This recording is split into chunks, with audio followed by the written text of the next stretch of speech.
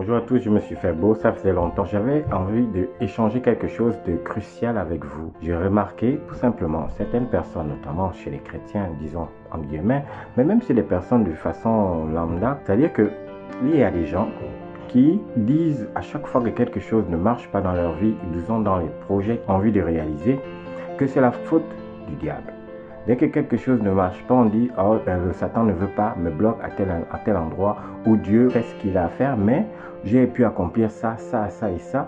Mais pourquoi ça cloche? Donc, si mon projet bloque à ce niveau, c'est que c'est le diable.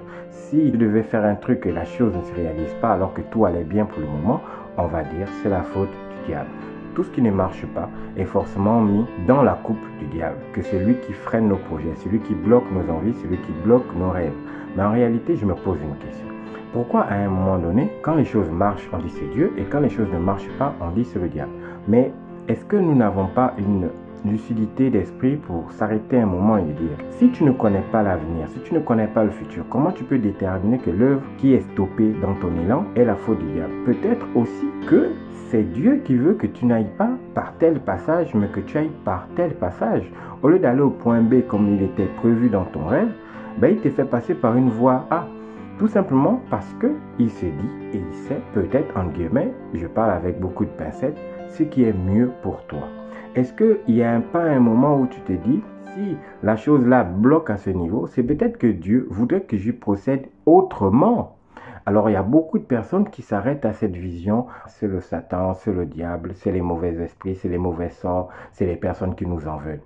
Mais ne dit-on pas qu'il faut prier Dieu même quand quelque chose va, mais aussi le glorifier même quand quelque chose ne va pas? Parce que c'est lui qui sait ce qui est mieux pour nous. Nous ne pouvons pas savoir ce qui est mieux pour nous. Donc, si quelque chose ne marche pas dans vos projets, c'est tout simplement parce que peut-être Dieu veut que vous puissiez revoir votre méthode, votre stratégie, ou au pire des cas, peut-être qu'il ne veut pas que vous passiez par tel chemin, parce qu'un danger plus loin vous attend. Ou en vous bloquant, en vous empêchant de réaliser tel ou tel point, il aimerait que vous puissiez apprendre de vos échecs parce que votre manière de réfléchir, votre manière d'être ne coïncide pas avec la vision divine. C'est aussi simple que ça. Moi je dis, il faut laisser le diable de côté parce que moi personnellement je ne le connais pas. Si je vais faire un projet, j'y arrive pas, soit Dieu me dit que Dieu veut que je procède autrement, soit je me dis que Dieu sait ce qui est mieux pour moi, soit Dieu me dit qu'il veut que j'apprenne quelque chose. Pour moi, le Satan, il n'existe pas en réalité. Quelque chose de mal arrive, c'est la faute de Dieu parce qu'il veut te faire comprendre quelque chose, il veut t'enseigner, il veut te réaliser. Soit quelque chose ne marche pas parce qu'il veut que tu procèdes autrement, soit quelque chose ne marche pas parce qu'il a prévu mieux pour toi. Soit on apprend quand on n'arrive pas à réaliser nos rêves, on apprend toujours. Mais c'est aussi une manière ou d'une autre de réaliser ce que l'on veut. Dans la mesure où nous ne connaissons pas ce qui est mieux pour nous, laissons Dieu réaliser ce qui est mieux pour nous. Que ça marche, que ça ne marche pas.